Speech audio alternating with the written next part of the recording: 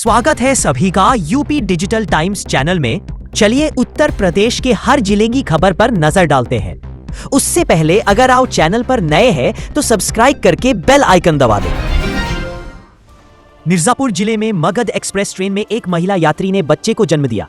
प्रसव पीड़ा शुरू होने पर विंध्याचल स्टेशन के पास ट्रेन में ही प्रसव कराया गया। मिर्जापुर स्टेशन पर आरपीएफ और रेलवे चिकित्सा टीम ने तत्काल सहायता प्रदान की। महिला को एहतियातन अस्पताल भेजा गया, जबकि नवजात पूरी तरह स्वस्थ है। महोबा कंठ क्षेत्र के सौरा गांव में एक विवाहिता की संदिग्ध मृत्यु हुई। पीड़िता के पिता ने ससुराल पक्ष पर दहेज के लिए प्रताड़ना का आरोप लगाया है। पुलिस ने पति, सास, ससुर और ननद के खिलाफ मामला दर्ज कर लिया है।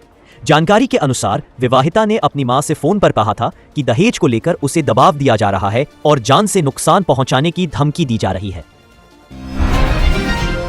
अयोध्या में श्री राम जन्मभूमि तीर्थ क्षेत्र ट्रस्ट ने मंदिर निर्माण की पूर्णता पर ध्वजारोहण समारोह आयोजित करने का निर्णय लिया है। यह कार्यक्रम 23 से 25 नवंबर तक चलेगा। आयोजन समिति समारोह से जुड़ी सभी तैयारियां कर रही है। अनुमान है कि 10,000 आमंत्रित अतिथियों के अलावा भारी संख्या में श्रद्धालु भी शामिल होंगे। भीड़ प्रबंधन के लिए महाकुंभ जैसा फॉर्मूला अपनाया जाएगा। चंदौसी में प्रशासन ने नाले की भूमि पर बने अवैध निर्माण को हटाने के लिए बुलडोजर का प्रयोग किया। अतिक्रमणकारियों में खलबली मच गई और उन्होंने दुकानों से सामान निकालना शुरू कर दिया। अधिकारियों ने दुकानदारों को नोटिस देकर दुकानें खाली करने के निर्देश दिए और चेतावनी दी कि कब्जा नहीं हटाने पर बुलडोजर से कार्रवाई की जाएगी। नाला निर्माण का कार्य अब शुरू हो चुका है।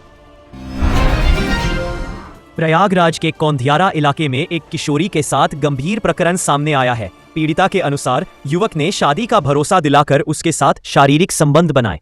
बाद में शादी से इनकार करने पर किशोरी ने बातचीत बंद कर दी। इससे नाराज युवक ने घर पहुंचकर जबरन संबंध बनाए। पुलिस ने आरोपित को हिरासत में लेकर जेल भेज दिया है।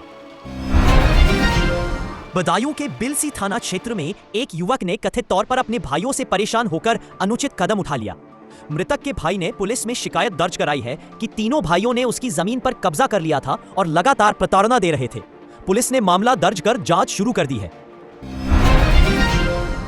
लखीमपुर खीरी में राष्ट्रीय स्वयंसेवक संघ के पथ संचलन का अनोखे अंदाज में स्वागत किया गया। जुलूस नगर के प्रमुख मार्गों से होकर गुजरा और जगह जगह नागरिकों ने पुष्प वर्षा की। कमल टाकीज चौराहे पर स्थानीय समुदाय के लोगों ने स्वयंसेवकों पर फूल बरसाकर स्वागत किया। उत्तर प्रदेश और मध्य प्रदेश को जोड़ने वाला 200 किलोमीटर लंबा ग्रीनफील्ड हाईवे बनने जा रहा है। यह 4 लेन मार्ग बरेली से ग्वालियर तक बनाया जाएगा। इसके लिए डीपीआर तैयार करने हेतु कंपनी का चयन हो गया है और जल्द ही सर्वे शुरू होगा। इस परियोजना से बरेली ग्वालियर के बीच आवागमन आसान होगा। पर्यटन को बढ़ावा मिलेगा और आयात निर्यात में भी वृद्धि होगी। एनएचएआई के अनुसार डीपीआर बनने के बाद रूट और बजट तय होंगे, जिससे निर्माण कार्य तेजी से आगे बढ़ सकेगा। रेलवे ने उत्तर और दक्षिण भारत को जोड़ने के लिए पूजा स्पेशल ट्रेनों का ऐलान किया है। ये ट्रेनें प्रयागराज होकर गुजरेंगी। दानापुर यशवंतपुर स्पेशल 11 अक्टूबर से शुरू होगी, जिसमें 20 कोच होंगे। वहीं पटना आनंद विहार टर्मिनल एक्सप्रेस 7 दिसंबर से नियमित रूप से चलेगी। इससे प्रयागराज के यात्रियों को बड़ी सुविधा मिलेगी। अमेठी में आतिशबाजों पर प्रशासनिक कार्रवाई की गई। सुरक्षा मानकों का पालन न करने पर 3 लाइसेंस निरस्त कर दिए गए। यह निर्णय एसडीएम और पुलिस क्षेत्राधिकारी की रिपोर्ट पर लिया गया। जिलाधिकारी संजय चौहान ने कहा कि दीपावली पर सुरक्षा बनाए रखने के लिए यह कदम उठाया गया है। अन्य लाइसेंस धारकों की भी जांच की जाएगी ताकि नियमों का अनुपालन हो। रजपुरा क्षेत्र में जमीन की बिक्री को लेकर 2 पक्षों में विवाद हो गया। फिल्मी अंदाज में कुछ युवकों ने अचानक हमला कर दिया, जिससे लोगों को कुछ समझ ही नहीं आया। इस झगड़े में 6 लोग घायल हुए, जिनमें 2 की हालत गंभीर बताई जा रही है। स्थानीय लोगों ने बीच बचाव किया, जिसमें दूसरे पक्ष के लोग भी घायल हो गए। पुलिस ने मामला दर्ज कर जांच शुरू कर दी है और आरोपितों की तलाश जारी है।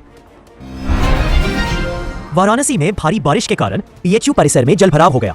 आवासीय क्षेत्रों से लेकर अस्पताल परिसर तक पानी भर गया, जिससे मरीजों और निवासियों को परेशानी हुई। डॉक्टरों ने पार्किंग में ही ओपीडी लगाकर मरीजों का इलाज किया। जलभराव के कारण कई वाहन बंद हो गए और लोगों को अतिरिक्त दिक्कत का सामना करना पड़ा। अमेठी जिले में पुलिस की कार्रवाई के दौरान गोतस्करी में शामिल एक 50,000 के इनामी बदमाश को मुठभेड़ में काबू किया गया। एसओजी और रामगंज पुलिस की संयुक्त टीम ने यह कार्रवाई की। इस दौरान बदमाश को पैर में चोट लगी। पूछताछ में सामने आया कि आरोपित पर कई गंभीर मामले दर्ज हैं, जिनमें प्राणघातक प्रयास और गोवंश से जुड़े प्रकरण शामिल हैं। पुलिस ने उसे जेल भेज दिया है। साइबर ठगों ने व्यवसायी को शेयर ट्रेडिंग में निवेश के नाम पर भ्रमित किया और 57 लाख रुपए वसूले। ठगों ने एक ऐप के माध्यम से भारी मुनाफे का लालच दिया और कमीशन के नाम पर पैसे लिए। जब टैक्स की मांग की गई तो पीड़ित को धोखाधड़ी का पता चला। गौरव निगम नामक व्यवसायी ने साइबर थाने में मामला दर्ज कराया है। उरई जनपद में केंद्रीय विद्यालय की स्थापना को केंद्र सरकार से मंजूरी मिल गई है। यह विद्यालय डकोर ब्लॉक के बड़ेरा गांव में बनेगा, जहां बाल वाटिका से कक्षाएं शुरू होंगी। नई शिक्षा नीति के अनुसार प्री प्राइमरी स्तर पर भी दाखिला संभव होगा।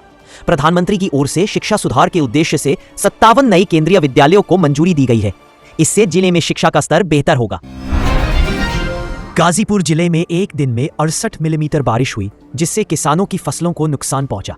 अक्टूबर में सामान्य से अधिक बारिश ने खेतों में जल भराव कर दिया, जिससे धान और बाजरा जैसी फसलें प्रभावित हुई। प्रशासन प्रभावित किसानों को राहत देने में जुटा है। दीपावली से पहले उत्तर प्रदेश पुलिस की बड़ी कार्रवाई सामने आई। मेरठ पुलिस ने भारी मात्रा में अवैध पटाखों का जखीरा पकड़ लिया। बताया जा रहा है कि यह जखीरा करीब 10 लाख रुपए का था। इस दौरान पुलिस ने 2 आरोपितों को हिरासत में ले लिया। एसपी सिटी आयुष विक्रम सिंह के मुताबिक एक आरोपित पहले भी जेल जा चुका है। अब पुलिस ये पता लगाने में जुटी है कि इन पटाखों की आपूर्ति कहां की जानी थी। सोनभद्र जिले में भारी वर्षा से जनजीवन अस्त व्यस्त हो गया। कई नदियां उफान पर हैं और निचले इलाकों में पानी भर गया है। रामपुर गांव में घाघर नदी के उफान से कई मकान ढह गए। प्रशासन राहत कार्य में जुटा है और प्रभावित लोगों को सुरक्षित स्थानों पर पहुंचाया जा रहा है। बरेली में शुक्रवार को हुए उपद्रव के कथित मास्टरमाइंड मौलाना तौकीर और उसके करीबी सहयोगियों पर प्रशासन का बुलडोजर चला। नगर निगम और बरेली विकास प्राधिकरण ने संयुक्त कार्रवाई में रजा पैलेस को ध्वस्त किया, जहां पहले एक पूर्व पीसीएस अधिकारी का आवास था। साथ ही नाले नालियों पर बने अवैध निर्माण को भी हटाया गया, ताकि क्षेत्र में शांति व्यवस्था कायम रहे। गोंडा में पूर्वोत्तर रेलवे के डीआरएम गौरव अग्रवाल ने रेलवे ट्रैक का निरीक्षण किया और सुरक्षा व्यवस्था का जायजा लिया। निरीक्षण के दौरान उन्होंने यार्ड, संपार फाटक और पुल का भी अवलोकन किया। दूसरी ओर लखनऊ डिवीजन के नए मंडल वाणिज्य प्रबंधक ऋतिक ने रेलवे स्टेशन की खानपान दुकानों का निरीक्षण किया और साफ सफाई पर विशेष ध्यान देने के निर्देश दिए। सोनांचल क्षेत्र में पिछले 6 महीनों में दलित समाज के लोगों पर अत्याचार की घटनाएं दर्ज की गई है। समाज कल्याण विभाग ने पीड़ितों को आर्थिक सहयोग प्रदान किया है। आंकड़ों के अनुसार 156 लोगों को 1,73,20,000 रुपए की सहायता राशि उपलब्ध कराई गई। यह भुगतान पिछले वर्ष की तुलना में कहीं अधिक है। गंभीर प्रकरणों में पीड़ितों को यह मदद दी गई है। बलिया शहर के चौक क्षेत्र में बर्तन की एक दुकान में शॉर्ट सर्किट से आग लग गई। इस घटना में लाखों रुपए का सामान जलकर नष्ट हो गया। दीपावली और धनतेरस के लिए दुकान में स्टॉक रखा गया था। दमकल की 25 गाड़ियां मौके पर पहुंची और आग पर काबू पाया। एनडीआरएफ की टीम ने भी राहत कार्य में सहयोग किया।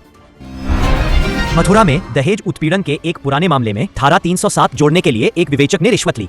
आरोप है कि 1 लाख रुपए लेने के बाद विवेचक ने वादी के परिजनों को लैपटॉप पर धारा वृद्धि की रिपोर्ट दिखाई। शिकायत मिलने पर एसएसपी ने विवेचक और एक आरक्षी को निलंबित कर दिया है और मामले की जांच के आदेश दिए हैं। बुलंदशहर जिले में बच्ची दिव्यांशी की मृत्यु की गुत्थी पुलिस ने सुलझा ली है। जांच में सामने आया कि उसकी मां ने प्रेमी के साथ मिलकर यह अमानवीय कृत्य किया था। जानकारी के अनुसार महिला सीमा पति की मृत्यु के बाद प्रेमी के साथ रह रही थी। बच्ची को गोद लिया गया था। पुलिस ने दोनों आरोपितों को हिरासत में ले लिया है। संभल के मोहल्ला हातिंगसराय में तालाब की भूमि पर अवैध कब्जे के मामले में तहसील प्रशासन ने 100 लोगों को नोटिस जारी किया है। राजस्व विभाग की पैमाइश में अवैध निर्माण पाए जाने के बाद यह कार्रवाई की गई। नोटिस में 15 दिन के भीतर सबूत पेश करने को कहा गया। विभाग इस मामले में आगे जांच कर रहा है। दोस्तों, आप हमें कमेंट में जरूर बताएं कि आप न्यूज़ कहां से देख रहे हैं। बाकी चैनल को सब्सक्राइब कर लीजिए ऐसी ही ताज़ा अपडेट्स के लिए। मिलते हैं अगली बुलेटिन में। तब तक ख्याल रखिए अपने आप का, अपने परिवार का। जय हिंद, जय भारत।